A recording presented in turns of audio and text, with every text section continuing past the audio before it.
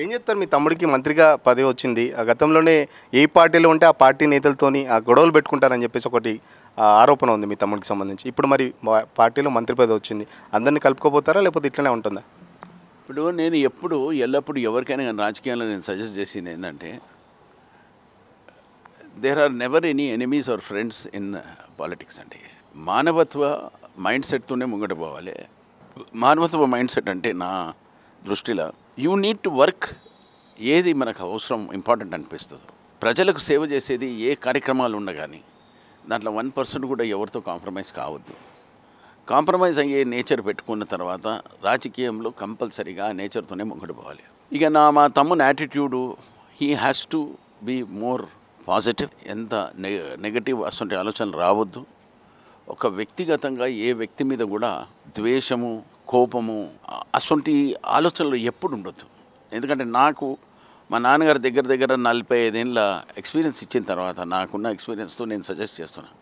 మా తమ్ముడే కాదు, నాకన్నా ఏజ్లో తక్కువ ఉన్న పొలిటీషియన్స్ అందరికీ సజెస్ట్ చేస్తున్నా. It's very easy to get angry. చాలా తొందరగా కోపాలు వస్తాయి. చాలా తొందరగానే జనాలకు ఆ సబ్జెక్ట్ మ్యాటర్లో అవగాహన లేకుండానే తిట్టడం మొదలు పెట్టేస్తారు. ఏదైనా కానీ నా దృష్టిలో పూసగుచ్చినట్టు ఏ సబ్జెక్ట్ మ్యాటర్ వచ్చినా కూడా తొందరగా జవాబు ఇచ్చే బదులు దాన్ని ఆలోచించి గమనించి దాన్ని అండర్స్టాండ్ చేసుకొని ప్రజలలో ఎట్లా పోయి అవి మాట్లాడితే బాగుంటుందా.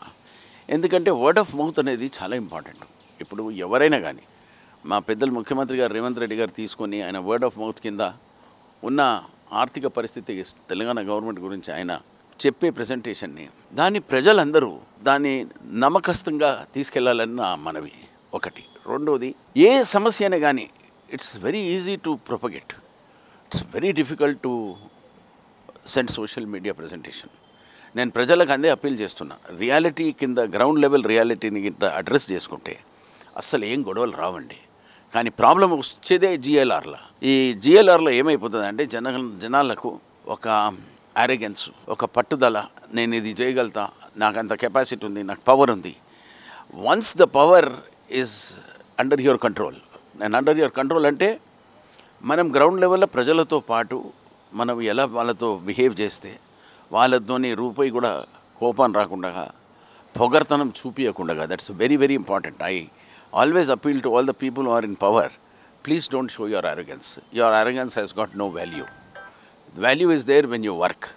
ఈ వర్క్ చేసుకున్నప్పుడు నీ వర్క్లో నువ్వు ఎంత అరగెన్స్ చూపిస్తావో చూపి, అదే నీ మగతనం, అదే నీ రియాలిటీ. ఆ వర్క్తో పాటు humbleness, simplicity, smiling face, body language, organisation, ఈ రెండు గిట్ట పెట్టుకున్నావు అనుకో, నీకు అసలు మనసులో రూపాయి కూడా కోపం రాదు.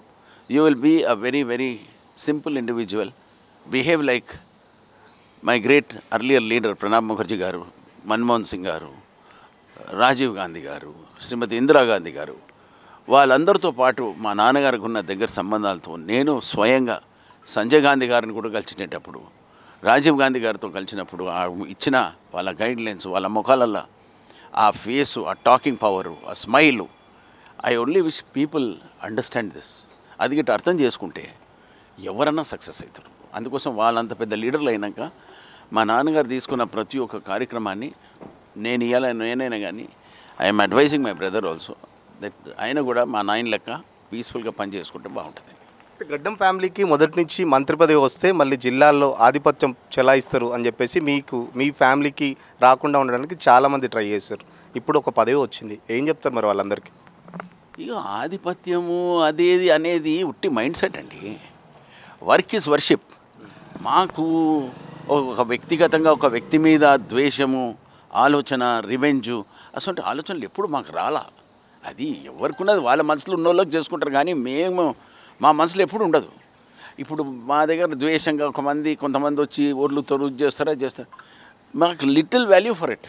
అందుకోసం నేను అంటున్నా కదా, రాజకీయంలో nobody has bigger than his own self made decision making.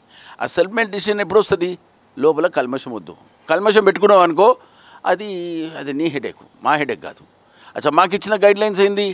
ఎవడన్నా వచ్చినా ఒక పనితోనే వస్తాడు, అది రీజనబుల్గా ఉందా 100% విల్ అడ్రస్ ఇట్. లేదనుకో, బాబు it is not in our reach, will work out some other method అని పక్కకి పంపించేస్తాం. కానీ మనిషిని, మానవత్వాన్ని ఇల్ట్రీట్ చేసే బుద్ధి మా దగ్గర లేదు, చెయ్యం కూడా. ఫోన్స్ వచ్చే అధిష్టానం దగ్గర నుంచి కానీ లేకపోతే మీరు కూడా మంత్రి పదవి ఆశించారు, చాలామంది ఆశించిన వాళ్ళ ఇంటికి మంత్రి వెళ్తున్నారు, ఉప ముఖ్యమంత్రి ప్రేమ్ సాగర్ ఇంటికి కూడా వెళ్ళారు కొద్దిసేపటి క్రితం, పొన్నం ప్రభాకర్ వెళ్ళారు. మరి మీ దగ్గరికి ఎవరైనా వచ్చారు, మిమ్మల్ని బుజ్జించే ప్రయత్నం ఏమైనా చేశారు? ఎందుకు రాలేదంటే తమ్మునికి మంత్రి పదవి వచ్చినందుకు. ఇక ఫ్యామిలీలో ఒకటి వచ్చింది, ఎందుకు రావాలని రాలే, అంతే, అదే సమస్య. కరిగే అంకుల్ దగ్గరికి వెళ్ళి ఫోన్ వచ్చింది. అంకుల్ దగ్గరికి వెళ్ళి ఫోన్ రాగానే సరే అంకుల్ నేను నెక్స్ట్ వీక్ వచ్చి కలుస్తాను ఆయనకు చెప్పినట్టు. ఇక ఆయనకన్నా పెద్ద ఇంకెవరు ఉన్నారు నాకు. ఆయనే ఫోన్ చేసిండు, మాట్లాడితే నెక్స్ట్ వీక్ రా వినోద్ మాట్లాడదాం అన్నాడు.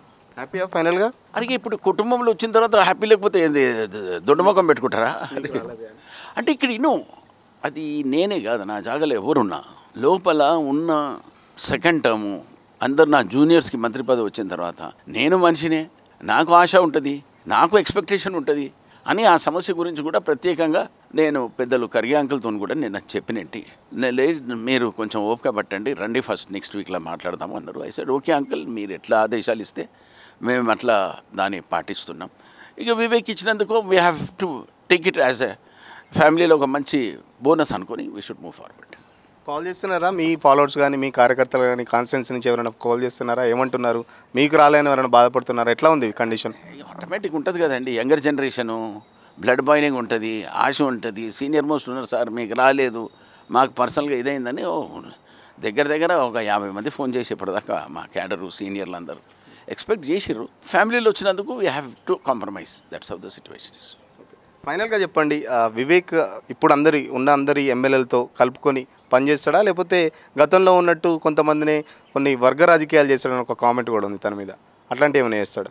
ఇప్పుడు గ్రూప్ రాజకీయాలు జర ఒక్క సెకండ్ ముందే అన్నా నేను. వివేక్ అప్రోచ్కు నా అప్రోచ్కు బేసిక్ ఏంటంటే ఒక attitude, aptitude and accepting human beings this thing. అది ఆయన మైండ్ సెట్ నేను ఎట్లా answer ఇవ్వగలుగుతా? I cannot answer for him. He has to answer for himself.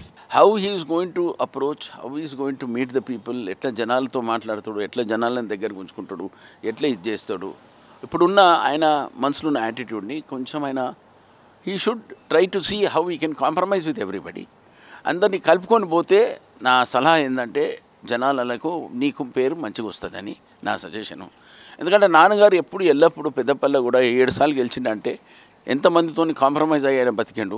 ఆ నేచర్ మా తమ్ముడు తెచ్చుకుంటే బాగుంటుందని నా మనవి. మంత్రి పదవి రాలేదన్న బాధ మాత్రం ఖచ్చితంగా ఉంది, ఎందుకంటే పార్టీలో చాలా సీనియర్ మోస్ట్ 2004 నుంచి 2009లో అప్పుడు నాకు అర్హత ఉంది కాబట్టి అప్పుడు ప్రభుత్వంలో మంత్రి పదవి వచ్చింది. బట్ ఇప్పుడున్న సమీకరణాల మధ్యలో మంత్రి పదవి అయితే రాలేదు. బట్ కుటుంబంలో ఎవరికో ఒకరికి ఇవ్వాలన్న ఉద్దేశంలో నా తమ్ముడికి వచ్చింది కాబట్టి హ్యాపీగానే ఉన్నాను. బట్ నా తమ్ముడికి సంబంధించి ఏదైతే యాటిట్యూడ్ ఉందో అది మార్చుకుంటే ఖచ్చితంగా జనాల్లోకి పోతే అందరినీ కలుపుకొని పోతే ఏదో అధికారం వచ్చిందని గర్వం పెరిగితే మాత్రం ఖచ్చితంగా అది తనకే మోసం అవుతుంది. సో అందరినీ కలుపుకొని పోతే ఖచ్చితంగా పార్టీలో కానీ అటు ప్రభుత్వంలో కానీ సక్సెస్ఫుల్గా రాణించగలుగుతాడని చెప్పేసి చెప్తున్న పరిస్థితి. ఖచ్చితంగా నేను ప్రమాణ స్వీకారం కూడా హెల్త్ ఇష్యూస్ వల్లనే నేను పోలేదు. నా తమ్ముడు కాల్ చేశాడు, మంత్రి పదవి వచ్చిన తర్వాత కాల్ చేశాడు.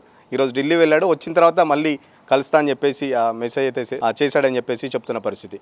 వీడియో జర్నలిస్ట్ కళ్యాణ్తో సురేష్ పల్లవి టీవీ, హైదరాబాద్.